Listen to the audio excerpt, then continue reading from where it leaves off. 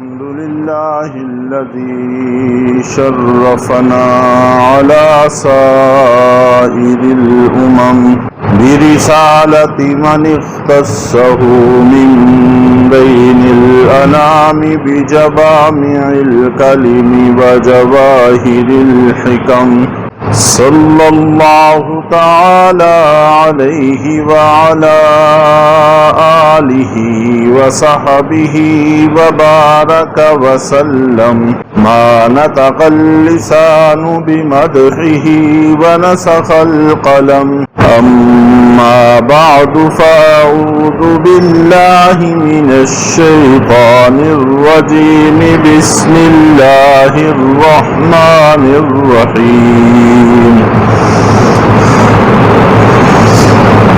يا أيها الذين آمنوا اذكروا الله ذكرا كثيرا صدق الله العظيم رب زدني علما رب زدني علما رب زدني علما رب اشرح لي صدري ويسر لي أمري واحلل عقدة من لساني يفقهوا قولي رب يسر ولا تعسر وتمم بالخير وبك نستعين يا فتاح يا عليم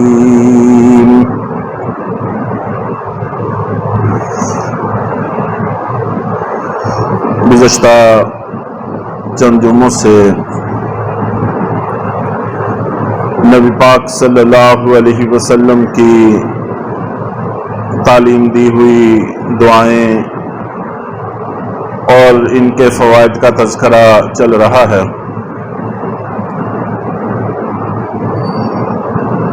اور یہ موضوع یقیناً طویل ہے، انشاءاللہ العزیز چلتا رہے گا۔ سفر کے مہینے کے آخر میں نبی پاک صلی اللہ علیہ وسلم کی ہجرت کا آغاز ہوا، تو اس حوالے سے بھی ان دنوں میں کچھ گفتگو کی جاتی ہے، اور پھر آگے متصل ربیع الاول کا مہینہ ہے جس میں نبی پاک صلی اللہ علیہ وسلم کی سیرت طیبہ کے حوالے سے کچھ گفتگو ہوتی ہے۔ ویسے تو دین سارا کا سارا آپ کی سیرت ہے، جو کچھ بھی ہم کرتے ہیں اپنے نبی پاک صلی اللہ علیہ وسلم کی سیرت سمجھ کر ہی کرتے ہیں۔ یہ دعائیں جو آپ نے مختلف موقعوں پر پڑھی سکھلائیں، یہ سب آپ کی سیرت کا تذکرہ ہے۔ بہرحال پھر بھی خصوص کے اعتبار سے ان موضوعات پر کچھ گفتگو ہوتی ہے۔ ایک تو سفر کے مہینے کو عام طور پر ہمارے معاشرے میں منحوس مہینہ یا خالی مہینہ سے تعبیر کیا جاتا ہے۔ یہ شریعت کے مزاج کے بالکل خلاف ہے، بلکہ اس کا نام سفر المظفر لکھا ہوا ہے، جس کا مطلب ہے کامیابی کا مہینہ۔ مظفر کامیابی کو کہتے ہیں، اور بہت بڑے بڑے خیر و برکات کے کام اس مہینے کے اندر سر انجام دیے گئے۔ نبی پاک صلی اللہ علیہ وسلم نے جو اپنا آخری لشکر جہاد کے لیے تیار کیا، جس کو لشکر اسامہ کے نام سے یاد کیا جاتا ہے، وہ سفر ہی کے مہینے میں تیار کیا تھا، اور اسی طرح حضرت عمر رضی اللہ تعالیٰ عنہ کے زمانہ میں فارس سفر کے مہینے میں فتح ہوا تھا۔ بہت ساری ازواج مطہرات کے ساتھ نکاح سفر کے مہینے میں، بلکہ سیدہ فاطمہ ظاہرہ رضی اللہ تعالی عنہا کا نکاح بھی اور رخصتی دونوں ہی سفر کے مہینے میں ہیں۔ تو اس لیے یہ تصور شریعت کے مزاج کے خلاف تصور ہے۔ شریعت میں نیک فعل لینا جائز ہے، کوئی اچھی چیز پیش آ گئی، اس سے اچھائی حاصل ہونے کا تصور کرنا یہ اچھی بات ہے، لیکن بد فعل لینا اس کی شریعت میں گنجائش نہیں ہے، اس کی اجازت نہیں ہے۔ قرآن پاک نے بڑے واضح الفاظ میں دو ٹوک انداز میں اعلان کر دیا ہے کہ ما اصابکم من مصیبت فبما کسبت ایدیکم ویعفو عن کثیر، اور یہ قرآن پاک میں ایک جگہ نہیں ہے بلکہ متعدد جگہ پر ہے کہ مصیبت جو بھی آتی ہے تمہارے اپنے ہاتھ کے کیے کا نتیجہ ہے، تمہارے اپنے عمل کا نتیجہ ہے، یہ کسی وقت کا اثر نہیں ہے، کسی موسم کا اثر نہیں ہے، بلکہ تمہارے اپنے کیے کا اثر ہے۔ اس لیے اپنے اعمال کو درست کرنا چاہیے، کسی مہینے یا دن کو ایسا الزام دینا یہ ٹھیک نہیں ہے۔ اور ویسے بھی شریعت میں خاص خاص دنوں کی فضیلتیں موجود ہیں۔ رمضان کے مہینے کی فضیلت ہے، اسی طرح 10 راتیں ذی الحجہ کی، والفجر ولیال عشر ان کی فضیلت ہے، 10 محرم کی فضیلت ہے، اور اسی طرح وہ مہینے جو محترم تصور کیے جاتے ہیں 4 مہینے، ان کی اپنی ایک فضیلت ہے۔ احادیث میں کچھ اوقات کی، کچھ دنوں کی، کچھ مہینوں کی فضیلتیں تو بیان کی گئی ہیں، لیکن کسی جگہ پر بھی کسی دن پر کوئی نکیر نہیں کی گئی۔ تو اس لیے کسی کی فضیلت جمعے کی فضیلت ہے، شب جمعہ کی فضیلت ہے، اور آپ پیر اور جمعرات کو روزہ رکھتے تھے، ان دنوں کی فضیلت ہے۔ ایام بیضا، چاند کی 3 راتیں 13 14 15 وہ ان کی اپنی فضیلت ہے۔ تو فضیلت کی احادیث تو ہمیں ملیں گی، لیکن کسی دن کے منحوس ہونے کا کہیں اسلام میں تصور موجود نہیں ہے، اس لیے اس سے ہر مسلمان کا ذہن خالی ہونا چاہیے۔ اور پھر ہجرت مدینہ ایک اتنا عظیم اور بڑا عمل ہے کہ مسلمانوں نے اپنی تاریخ کی بنیاد اس ہجرت کو بنایا ہے، یہ بھی سفر کے مہینے میں ہے، اور اس کے علاوہ کتابیں سفر کے مہینے کے واقعات سے بھری پڑی ہیں، ان سب کا تذکرہ یہاں پر مقصود بھی نہیں ہے۔ تو اس لیے سفر کے مہینے کے حوالہ سے یا محرم کے مہینے کے حوالہ سے جو کچھ ہمارا ذہن ہے، اس سے ذہن خالی ہونا چاہیے اور صاف ہونا چاہیے۔ ان مہینوں کے اندر کسی طرح کی کوئی ایسی برائی موجود نہیں ہے۔ نبی پاک صلی اللہ علیہ وسلم جب مکہ مکرمہ میں موجود تھے، ظاہر ہے آپ کے ساتھ بہت سارے صحابہ کرام بھی تھے، اور مکہ مکرمہ میں ایک نظریے کے اعتبار سے آپ کی ایک الگ پہچان تھی، الگ حیثیت تھی، لیکن اس کے باوجود جو منزل آپ چاہتے تھے وہ اتنی سی پہچان سے حاصل ہونا کافی نہیں تھا۔ اس لیے ضرورت تھی کہ الگ سے ایک سلطنت ہو، الگ سے ایک ایسا مقام ہو جہاں پر آزادی کے ساتھ دین کے کام کو آگے بڑھایا جائے۔ تو اس کے لیے نبی پاک صلی اللہ علیہ وسلم کو مدینہ منورہ کی طرف ہجرت کا حکم ہوا، اور شروع کے اندر آپ کو 3 شہروں کا اختیار دیا گیا تھا۔ حدیث کے اندر اس کا تذکرہ ہے، جیسے کسی بھی مہمان کو اختیار دیا جاتا ہے، آپ یہاں قیام فرمانا چاہیں یا ادھر قیام فرمانا چاہیں یا اس جگہ پر آپ لیٹنا بیٹھنا چاہیں، تو جو آپ کی طبیعت کو اچھا لگے وہاں پر آپ قیام کر سکتے ہیں۔ تو شروع میں آپ کے اعزاز اور مقام اور مرتبے کو ظاہر کرنے کے لیے آپ کو اختیار دیا گیا تھا، تفصیل میں جانے کا وقت نہیں ہے۔ تو اس کے بعد پھر مدینہ منورہ متعین کر دیا گیا، اور جیسے نبوت کا آغاز سچے خوابوں سے ہوا تھا، اسی طرح ہجرت کا آغاز بھی سچے خوابوں سے ہوا۔ شروع میں نبی پاک صلی اللہ علیہ وسلم کو خواب میں دکھایا گیا کہ آپ ایک کھجوروں والی بستی کی طرف ہجرت کریں گے، اس لیے آپ کے ذہن میں کچھ اور علاقوں کا خیال آیا کہ وہاں پر کھجوریں کافی ہیں، ہو سکتا ہے اس علاقے کی طرف جانا ہو۔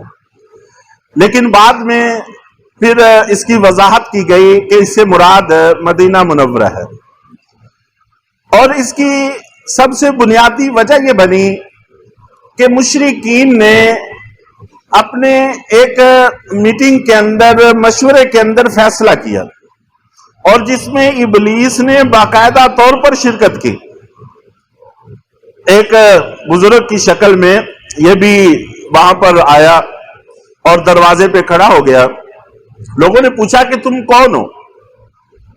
اس نے کہا کہ میں ایک نجدی شیخ ہوں، تو نجد کا رہنے والا ہوں، بڑی عمر کا ہوں، تو میں بھی آپ کی گفتگو سننا چاہتا ہوں۔ اور یہ گفتگو امام الانبیاء کے خلاف میٹنگ تھی، تو میں تمہاری یہ میٹنگ سننا چاہتا ہوں، اگر تم مجھے اجازت دو گے تو مشورہ بھی دے دوں گا، وگرنہ تمہاری باتیں سن کر چلا جاؤں گا۔ تو انہوں نے اس کو شریک کر لیا، بٹھا لیا، اس لیے کہ یہ باہر بھی تھا، ان کے اندر بھی موجود تھا۔ شیطان ابلیس ہر بندے کے اندر موجود ہے، اور کافروں کے اندر تو رچا بسا ہوا تھا، تو اس کو شریک کر لیا گیا۔ تو وہاں پر میٹنگ یہ تھی کہ یہ سلسلہ کیسے ختم کیا جائے، روز بروز بڑھتا چلا جا رہا ہے، اور ہمارے بڑے بڑے بہادر نوجوان وہ اسلام کے دائرے میں داخل ہوتے چلے جا رہے ہیں، تو اس سلسلے کو کیسے روکا جائے۔ چنانچہ کسی نے کوئی مشورہ دیا کہ ان کو کسی کمرے میں بند کر دیا جائے، کال کوٹری۔ تو بابے نے کہا کہ نہیں، ابلیس نے کہا کہ یہ تو ٹھیک نہیں ہے، جیسے ہی صحابہ کرام کو پتہ چلے گا وہ ہلہ بول کر چھڑا لیں گے، تو یہ کام ٹھیک نہیں ہے۔ کسی نے کہا کہ علاقے سے نکال دیں، مکے سے نکال دیں، جلا وطن کر دیں۔ اس نے کہا کہ نہیں، یہ جہاں جائیں گے وہاں پر جا کے اپنا جتھا بنا لیں گے، اور پھر تم پر چڑھائی کر کے تم سے مکہ بھی لے لیں گے۔ تو ان کی ہر رائے کو دلائل سے یہ رد کرتا رہا۔ ظاہر ہے حضرت آدم علیہ السلام سے بھی پتہ نہیں کب کا ہے، پہلے کا ہے، تو دلائل سے اس کے مقابلہ میں کون جیت سکتا ہے۔ بلکہ کسی بڑے بزرگ کے حوالے سے جنہوں نے ساری زندگی دلائل کے میدان میں کام کیا، ہو سکتا ہے امام رازی رحمۃ اللہ علیہ یا امام غزالی، اس لیول کے کسی بڑی شخصیت کے جو اپنے وقت کے مجدد بھی تھے، ان کا انتقال ہونے لگا تو اس وقت آ گیا، جیسا کہ میں نے پہلے بھی عرض کیا کہ آ جاتا ہے۔ تو اس نے کہا کہ اللہ کے ایک ہونے پر تمہارے پاس کیا دلیل ہے؟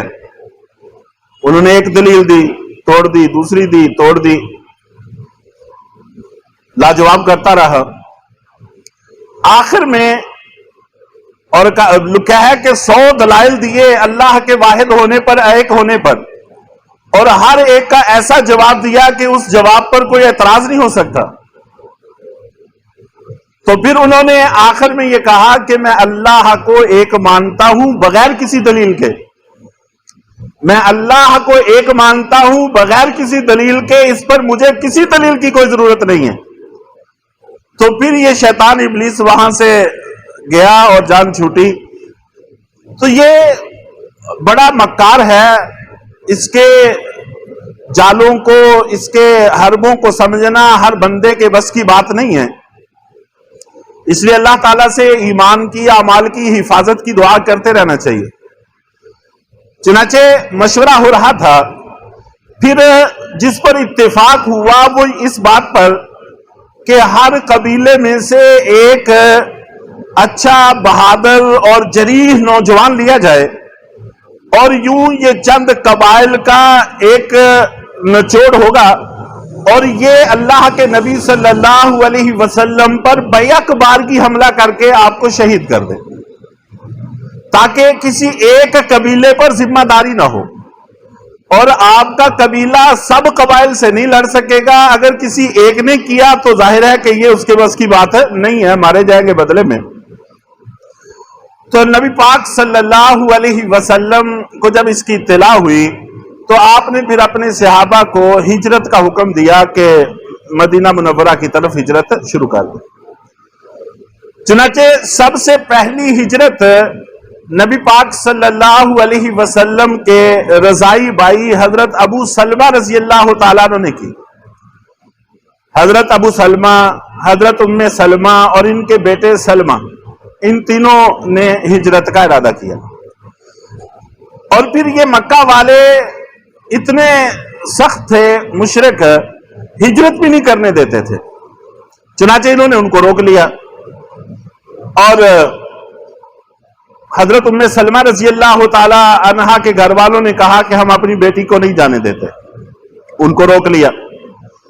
اور حضرت ابو سلمہ کے خاندان والے آئے، انہوں نے بچہ چھین لیا کہ اگر تم اپنی بیٹی کو ہمارے بیٹے کے ساتھ نہیں جانے دیتے تو پھر ہمارے بیٹے کا جو بچہ ہے اس کے بھی تم کچھ نہیں لگتے۔ اب اس خاندان کا بھی کچھ نہیں گیا، اس خاندان کا بھی کچھ نہیں کیا، لیکن یہ گھرانہ بکھر گیا۔ حضرت ابو سلمہ مدینے چلے گئے، حضرت ام سلمہ کو وہ خاندان والے لے گئے اور ان کے بیٹے کو دوسرے لے گئے، ماں بھی اکیلی، باپ بھی اکیلا اور بیٹا بھی اکیلا۔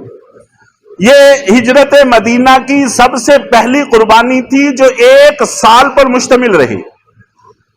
ہم معمولی سے جھٹکے سے پریشان ہو جاتے ہیں، معمولی سی تکلیف سے پریشان ہو جاتے ہیں، 1 سال تک اس جدائی کا صدمہ سہنا پڑا۔ حضرت ام سلمہ کہتی ہیں کہ مجھے پتا ہے کہ میں نے یہ 1 سال کیسے کاٹا ہے۔ میں روز وہاں سے نکل کر پہاڑی کی چوٹی پر آ جاتی اور سارا دن آنسو بہاتی رہتی، اور شام کو گھر جاتی، اور یہ سلسلہ پورا 1 سال باقی رہا۔ بچہ بھی گود سے چلا گیا، شوہر بھی چلے گئے کافروں کے پاس۔ تو بہرحال نبی پاک صلی اللہ علیہ وسلم کے گھر کا محاصرہ کر لیا۔ تو اس وقت اللہ رب العزت نے نبی پاک صلی اللہ علیہ وسلم کو بھی ہجرت کا حکم دیا، اور ان سب نے گھر کے اندر داخل ہونے کی جرات نہیں کی، بلکہ باہر انتظار کرتے رہے، اور دیواریں زیادہ اونچی نہیں ہوتی تھیں۔ نبی پاک صلی اللہ علیہ وسلم کا بستر جہاں لگا ہوا تھا وہ اوپر سے نظر آتا تھا، اور یہ جان کر دیکھ بھی لیتے تھے، وقتاً فوقتاً چکر لگاتے۔ تو اللہ کے نبی صلی اللہ علیہ وسلم نے اپنی جگہ پر حضرت علی رضی اللہ تعالیٰ عنہ کو لٹایا اور خود اپنے گھر سے باہر نکلے۔ آپ نے 1 مٹھی خاک کی لی اور قرآن پاک کی آیت پڑھ کے اس کو پھینکا، تو وہ جتنے لوگ کھڑے تھے سب کی آنکھوں میں پڑ گئی۔ یہ بھی آپ کا معجزہ تھا۔ تو وہ اپنی آنکھیں ملتے رہے، عین ان کے بیچ میں سے اللہ کے نبی صلی اللہ علیہ وسلم چلے گئے، اور آپ کے یار غار حضرت ابو بکر صدیق رضی اللہ تعالی عنہ وہ بھی تیار تھے۔ چنانچہ وہاں سے انہوں نے ہجرت کا سفر شروع کیا، اور اللہ کے نبی صلی اللہ علیہ وسلم وہاں سے کعبہ شریف آئے، اور آپ کا جی چاہا کہ ایک دفعہ کعبے کے اندر سے کعبے کو دیکھ لوں، وہاں پر نفل ادا کر لوں، لیکن جو کعبے کا نگہبان تھا اس نے چابیاں دینے سے انکار کر دیا، چابیاں دینے سے انکار کر دیا۔ تو اللہ کے نبی صلی اللہ علیہ وسلم نے فرمایا کہ اس وقت کو یاد کرو جب یہ چابیاں میرے ہاتھ میں ہوں گی اور پورا اختیار مجھے ہوگا۔ تو انہوں نے جواب میں کہا کہ تب تو قریش ہلاک ہو چکے ہوں گے، ذلیل ہو چکے ہوں گے۔ آپ نے فرمایا کہ ذلیل نہیں ہو چکے ہوں گے، بلکہ اس وقت اصل ان کو عزت ملے گی، اصل عزت تو ان کو اس وقت ملے گی۔ اگر وہ ایمان اس وقت قبول نہ کریں گے پھر ذلیل ہوں گے، اگر اس وقت اسلام قبول کر لیں گے تو قیامت تک ان کی عزت باقی رہے گی۔ چنانچہ انہوں نے اسلام قبول کر لیا، تو آج بھی ہم ان کو سر آنکھوں پہ رکھتے ہیں۔ آج بھی ہم ان کی عزت کرتے ہیں اور یہ ہمارے ایمان کا حصہ ہے، ظاہر ہے۔ تو اصل عزت ان کو اس وقت ملے گی جو دائمی ہوگی، کبھی نہ ختم ہونے والی ہوگی، اس وقت یہ ذلیل نہیں ہوں گے۔ تو ایک مسلمان کو کبھی بھی مایوسی اختیار نہیں کرنی چاہیے، اس کی نظر اونچی سے اونچی منزل کی طرف رہنی چاہیے۔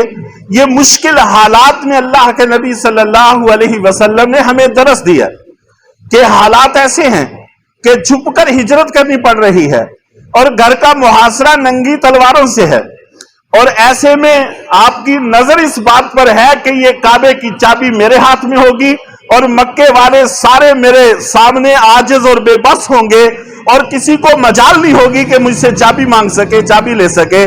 چنانچہ وہ وقت آیا، آنے میں کوئی دیر نہیں لگی۔ تو اس لیے ایک مسلمان کا عزم ہمیشہ بلند رہنا چاہیے اور اس کی نظر اونچی رہنی چاہیے۔ مایوسیوں کا شکار ہونا یہ مسلمان کو زیب نہیں دیتا۔ تو بہرحال اللہ کے نبی صلی اللہ علیہ وسلم کی ہجرت میں ہمارے لیے بے شمار سبق ہیں، بے شمار رہنمائیاں ہیں۔ تو اللہ تعالی ہمیں وہ رہنمائیاں حاصل کر کے اپنے طریقہ کار کو درست کرنے کی توفیق عطا فرمائے۔ وآخر دعواہم ان الحمدللہ۔